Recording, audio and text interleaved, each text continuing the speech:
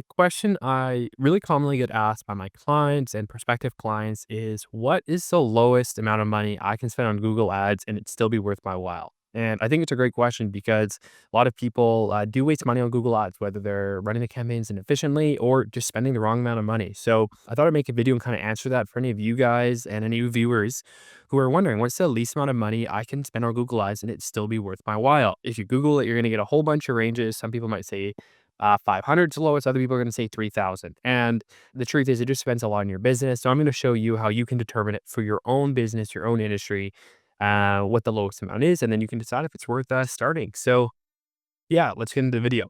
The first thing you can do when trying to figure out what the lowest amount of budget you can spend is doing a bit of keyword research.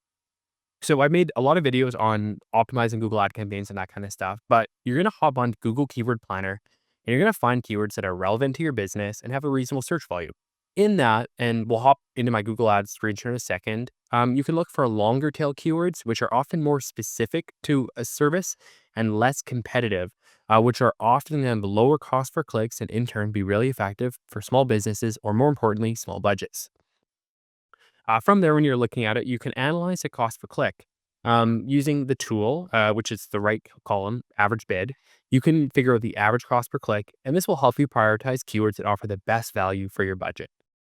So to use a real example, we'll just take landscaping businesses. Landscaping typically does have a slightly lower cost per click than a lot of other local service businesses like plumbers, electricians, which are more expensive. So I thought that'd be a good example as someone who could kind of make things work on a smaller budget. So anyways, what you're going to do is just type in, a handful of random words, landscape near me, hardscape, Vancouver, or whatever your city is, and get the results.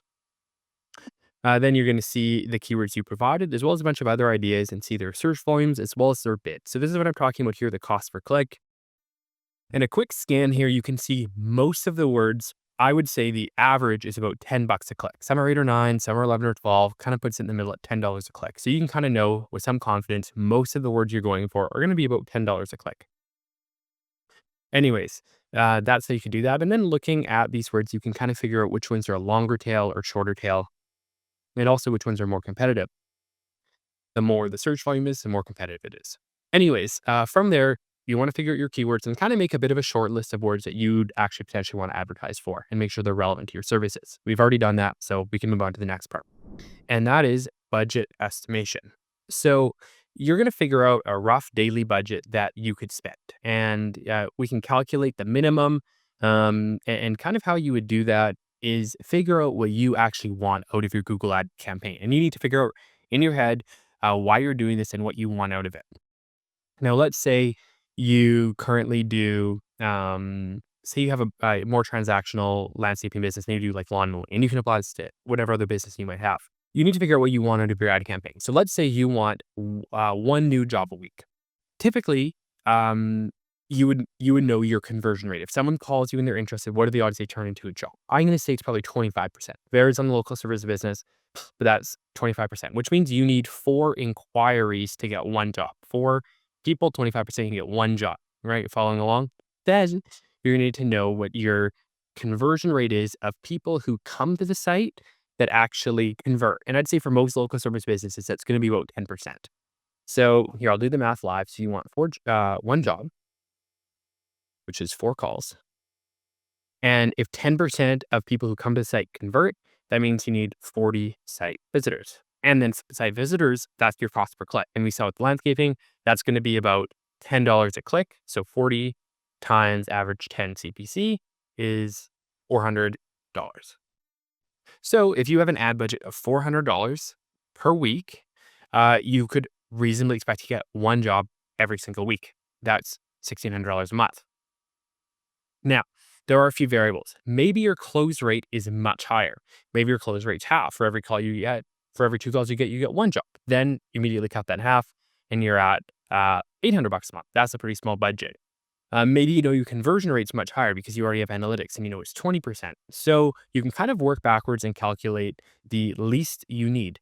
Another big thing is the amount of jobs you want might vary a lot. Maybe you only want one job a month. But anyways, that's basically the formula you can do to figure out what the lowest amount you're going to need is roughly. And then from there, that gets us to budget estimation, and that's starting with the daily budget. So that's what I said. Determine a daily budget that aligns with your overall goals and monthly budget.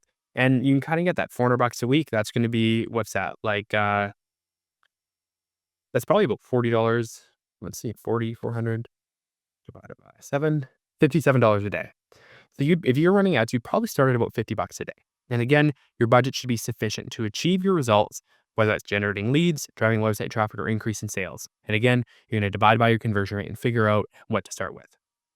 Now, once your campaign's up and running, make sure you adjust your budget as needed based on the campaign performance. If things are going better than expected, you could actually trim that down a little bit. So anyways, that's the answer to the question. What's the minimum effective budget and how you can calculate it yourself. Once you're up and running, a big thing is actually optimizing your campaign to do better. So I'll take a couple minutes and talk about that and tell you how you can get the most out of your campaign. And, looking at the example above, how you could either spend less than $400 a week or get more than one job a week and make your money go further, which I assume is a big priority because you're watching this video.